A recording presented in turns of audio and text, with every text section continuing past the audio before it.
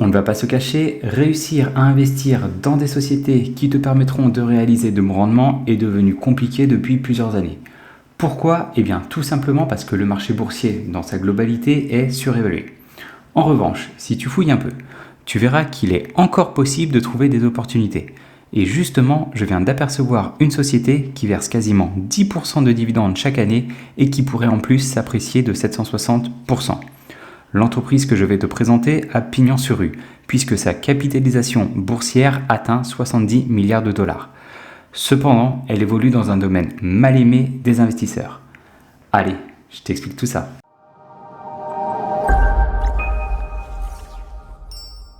Salut, c'est Max et bienvenue sur la chaîne. Dans cette vidéo, on va analyser ensemble l'entreprise British American Tobacco. Donc, c'est une entreprise qui vend des produits liés au tabac, donc principalement des cigarettes et des vapoteurs.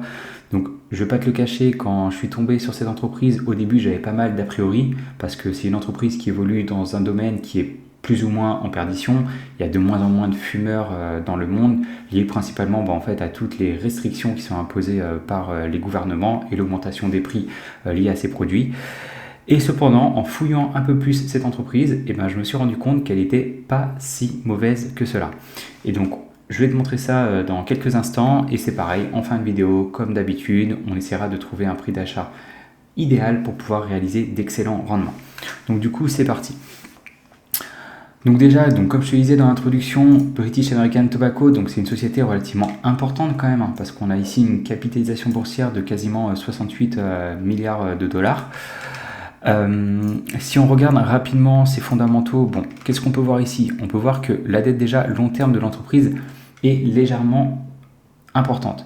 Nous, ce qu'on aime voir, c'est au maximum 5 années de free cash flow pour la rembourser. Si on regarde sa dette nette, quand on fait la différence du coup entre sa valeur d'entreprise ici et la capitalisation boursière, on a ici 80 milliards. Les 80 milliards, si on les divise par le free cash flow moyen, qui est de 11,70, on va avoir ici quasiment 7 années. Donc là, encore une fois, même la dette nette est elle aussi un peu trop importante.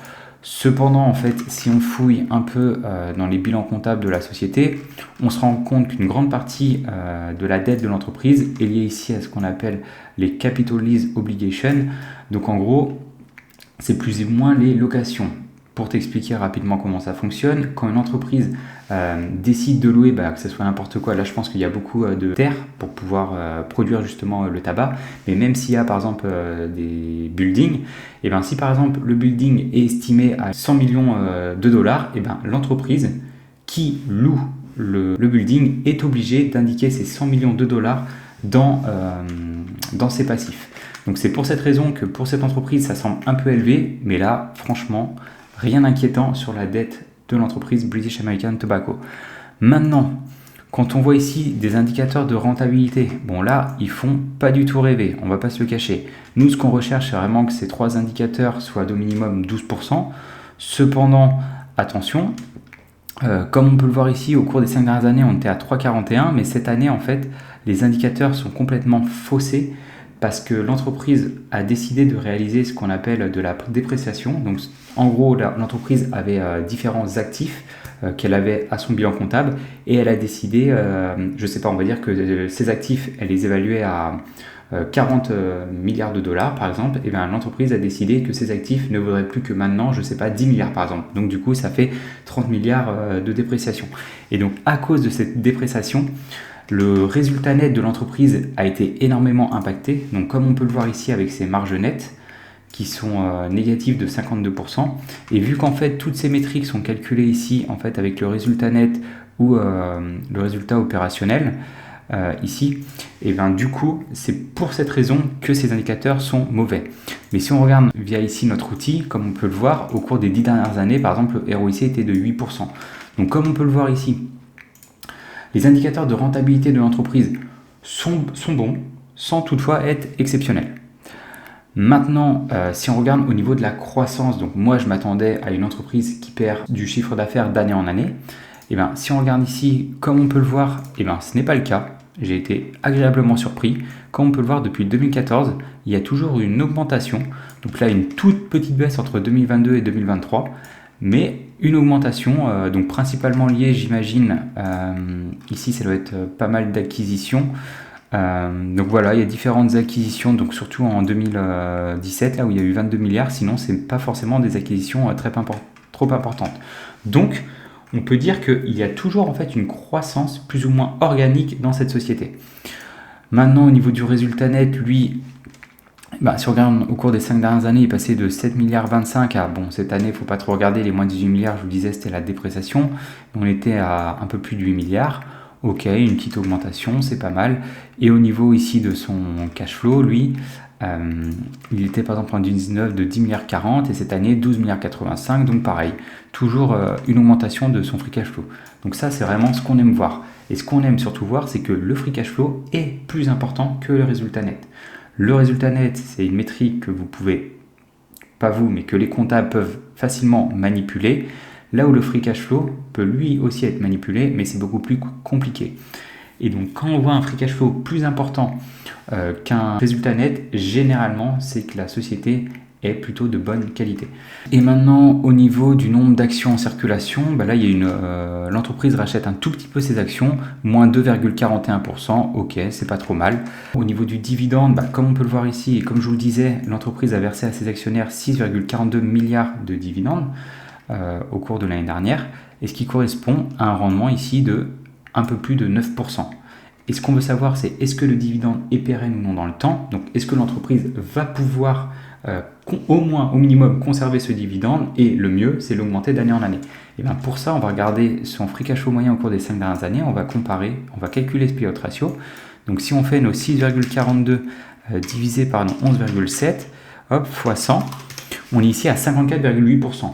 Moi perso, j'aime bien investir dans les entreprises qui versent moins de 50% de leur free cash flow. Là, on est à 55%. Bon, on va dire que la case est plutôt cochée. Enfin, quand on voit ici une marge brute de 83%, ça reste relativement important. Et surtout, la chose qu'il faut que vous regardiez actuellement, c'est regarder la valorisation de l'entreprise.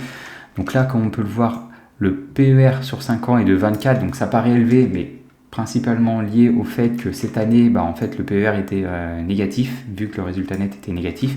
Par contre, si vous fiez en fait au free cash flow, là on peut le voir qu'il est inférieur à 6.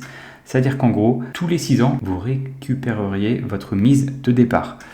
Et le truc qui m'emmerde un peu avec cette société, c'est je ne comprends pas pourquoi en fait avec un prix sur le free cash flow aussi bas, l'entreprise ne décide pas de couper son dividende. Donc j'ai bien dit de le couper, de ne plus en verser et à la place de racheter des actions. Si par exemple l'entreprise décidait d'utiliser ces 11,70 milliards là pour racheter ce qu'elle a en capitalisation boursière, 78, hop, fois 100, on serait ici à 17%. C'est-à-dire que juste en rachat d'actions, vous auriez un rendement ici de 17%, ce qui est excellent. Donc il y a peu de chance, mais si les personnes qui sont à la tête de British American Tobacco tombent sur cette vidéo, s'il vous plaît, arrêtez de verser un dividende et commencez à racheter vos propres actions pour faire plaisir aux actionnaires. Merci. Enfin du coup, donc maintenant on va regarder rapidement ce que pensent les analystes. Les analystes, ils s'attendent, là je suis aussi étonné, à une augmentation du bénéfice par action. Et c'est pas trop mauvais en vrai quand même. C'est une belle petite augmentation. Et au niveau de son chiffre d'affaires, voilà, toujours une croissance de son chiffre d'affaires. Allez, on doit être aux alentours des 2% environ. Ok, donc maintenant on va utiliser un outil qui va nous permettre de savoir à quel prix acheter cette entreprise pour réaliser des rendements qui superforment le S&P 500. Juste avant, si tu n'es pas abonné à notre chaîne, je t'invite à le faire. Tu seras notifié des prochaines vidéos que nous sortirons et en plus, ça permet de nous soutenir. Donc maintenant, nous, comme d'habitude, on va faire toujours des estimations sur 10 années parce qu'on est des investisseurs long terme. 3 types d'estimations, des estimations pessimistes, réalistes et optimistes. Moi, pour ma part, je vais même faire des estimations très conservatrices pour les 3. Donc, on va partir du principe que l'entreprise va perdre 2% de chiffre d'affaires chaque année pendant les 10 prochaines années. 0 et 2. Je lisais un de leurs rapports financiers là, et justement, l'entreprise espère croître, elle, d'environ 3 à 5% chaque année. Donc, comme vous le voyez ici, pour l'instant, je suis très conservateur. Maintenant, pour les marges nettes, là, c'est très compliqué de savoir quoi mettre parce que principalement, les marges ont été énormément impactées avec le résultat de cette année. Mais au cours des 10 dernières années, on était aux alentours des 30%. Donc, moi, je vais mettre 25, 30, 35. Maintenant, marge sur le free cash flow. Bon, bah là, elles sont bien plus stables. Pour ma part, je vais mettre du 32, 34,5, 37. Maintenant, pour le PER et PCF. Ça, c'est le PER et PCF qu'on pense que l'entreprise aura dans 10 ans. On va être encore une fois très conservateur. On va mettre du 10, 12, 14. 10, 12, 14. Et enfin, pour le rendement, uniquement du 9%. Si j'analyse, ça nous donne quoi? Eh bien, ça nous donne ces chiffres. En gros, l'entreprise actuellement semble sous-évaluée. Cependant, attention, là, c'est sans se mettre de marge de sécurité. Et nous, vu qu'on investit dans une entreprise individuelle, il est important qu'on se fixe ces marges de sécurité. Sinon, autant investir dans un indice et donc investir dans un ETF. Donc pour ma part, d'habitude, je mets minimum du 12. Là, on va partir sur du 13, 16, 19. Si on analyse, ça nous donne quoi? Voilà, ça nous donne ces chiffres. Donc comme on peut le voir, donc personnellement, je vais vraiment me fier sur les marges sur le free cash flow, donc vraiment ici. Donc actuellement, si vous achetiez l'entreprise, vous pouvez l'acheter à son prix actuel de 30 $ et vous réaliseriez au minimum un rendement de 13%. Maintenant, si vous pensez que les estimations hautes peuvent se réaliser, donc 2% de croissance du chiffre d'affaires, une marge sur free cash flow de 37, avec un PCF de 14, et que vous achetiez l'entreprise aujourd'hui à son prix actuel de 30,60 $, dans ces cas-là, vous réaliseriez un rendement de quasiment 26%. Donc ce qui est tout simplement énorme.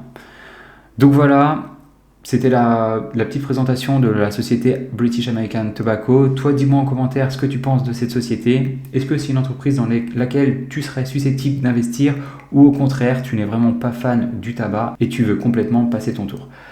C'était Maxime, j'espère que tu as apprécié cette vidéo. Dans tous les cas, on se retrouve dans une prochaine. Ciao!